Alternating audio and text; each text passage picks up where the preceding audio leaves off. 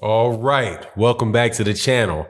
Oscar de la Hoya and Ryan Garcia continue to battle about the treatment of poor boo baby Ryan Garcia and showing the complete dysfunction that we knew was taking place over there at Golden Boy with Oscar de la Hoya for years. And quite honestly, man, I think we're in the last stages of what I think is one of the biggest tragedies in boxing promotional history. And that is the fall of Golden Boy. Let's talk about that in this video.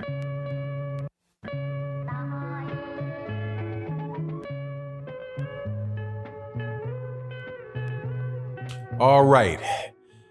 Thank you for coming back to the channel, subscribers. If you're not subscribed, please subscribe and hit the bell icon so you can be notified of when we do more videos. Thank you to everybody that supports the channel on the live streams that we do Monday through Friday and OG Boxing Talk Sunday, 8 a.m. Central Standard Time with myself, my co-host, Blood Boxing, Kurt Anderson, and KQKC Boxing. Also, share the video, like the video, all that good stuff. Now, let's get into this. All right, so there's been a lot of back and forth going on Twitter and different social media sites between Ryan Garcia, whose fight was canceled this last weekend because of his opponent having some issues related to the law, and Golden Boy being able to find a suitable replacement for him. There was also some talk about him not wanting to fight the guy, the Filipino fighter, not champion. I got to make sure I say fighter, not champion, because there's a whole lot of new championships running around that people are just pulling out their backside. But Duno, I do believe his name is, there was some question about whether or not Ryan Garcia wanted to fight Duno or Eddie Reynoso, didn't want him to fight, this, that, and the other thing. All of this stuff out there in the middle of the street for everybody to look at. Okay, now who's right in this situation and who's wrong in this situation, or what the truth is that lies usually somewhere in between the two, is irrelevant. This is just further proof that Oscar de la Hoya is asleep at the wheel, that he was a terrifically talented fighter, but as a promoter and somebody that is running a boxing organization, he is just letting all kind of stuff go on that has no business going on. And most of that is related to the communication in his organization. Not everybody's meant to be a promoter during the time of social media, where everything that you say will immediately be spread to everybody in the world that is following you on Twitter or following you on Instagram or following somebody that is following you on Instagram or Twitter or YouTube, wherever it is, right? And it is just completely ruining it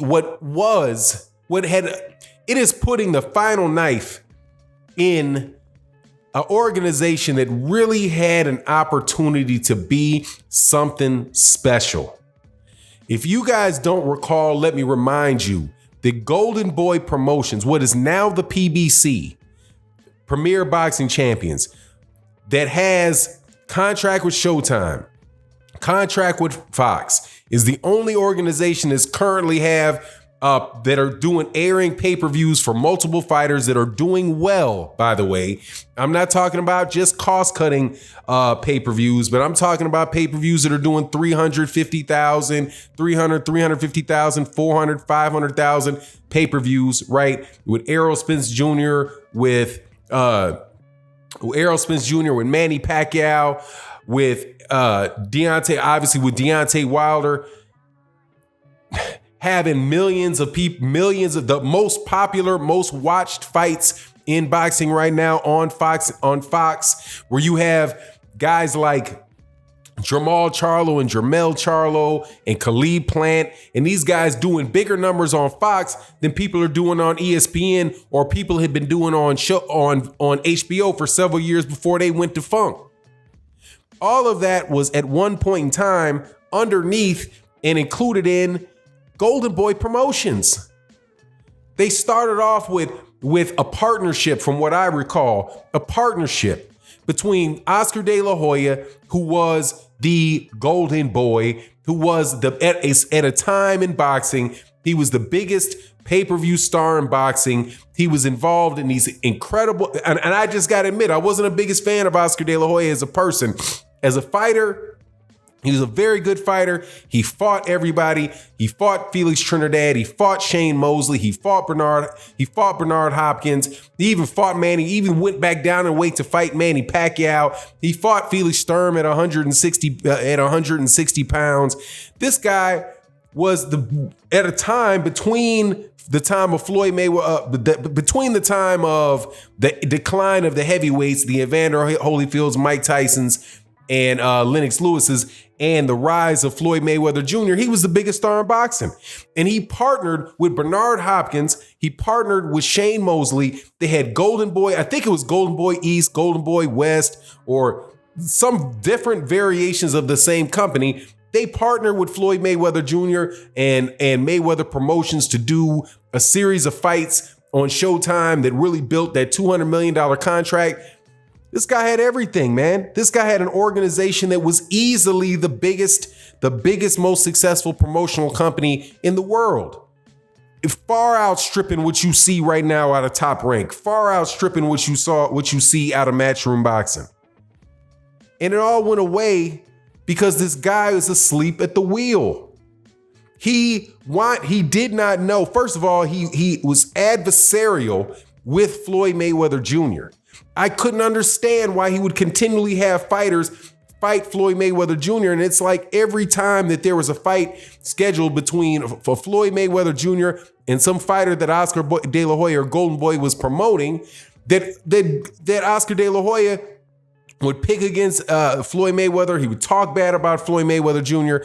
And it wasn't just some, let's promote the fight type of banter back and forth. It was a genuine jealousy and irritation that Oscar De La Hoya had with him. And in the midst of that, you have Al Heyman, who is the manager of a lot of these fighters and the advisors of all these fighters, doing his job, being on his P's and Q's, not speaking out in the public about what's going on with the fighters. You've never heard this guy speak out in the public. I hear that there's something on YouTube with him telling somebody to be quiet during the aftermath of a fight, and his voice can be heard somewhere there, but I haven't actually been able to follow. I actually haven't taken the time to go find it, but I hear there's something out there on him. But Oscar De La Hoya, sleep at the wheel, doesn't realize that all his fighters are signed to exclusive promotional managerial contracts and advisory contracts with Al Heyman, and not exclusive promotional contracts. How do you not know that? I have to assume, because I've worked in business all of my professional life, that you have an in-house counsel, you have somebody that's responsible to you that has your boilerplate agreements that you have people sign that would have been tightened up just in one meeting. You sit down and you say, hey, look, when we are going to sign these guys to promotional contracts, how do we protect ourselves? Oh, you do one A, B, C, D. And he didn't do that.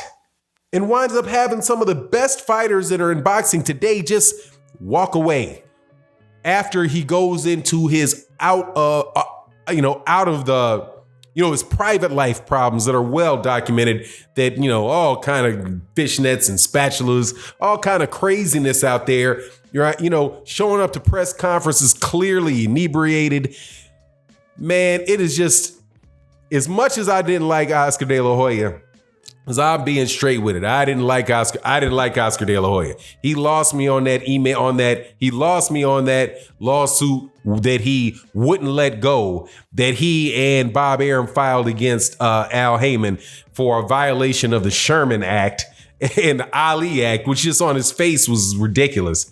But now you see, as it relates to Ryan Garcia and Canelo Alvarez, that history repeats itself. That he's still got people in his organization that are not taking care of business. It doesn't appear to me as if Oscar De La Hoya feels like he owes any responsibility to his fighters.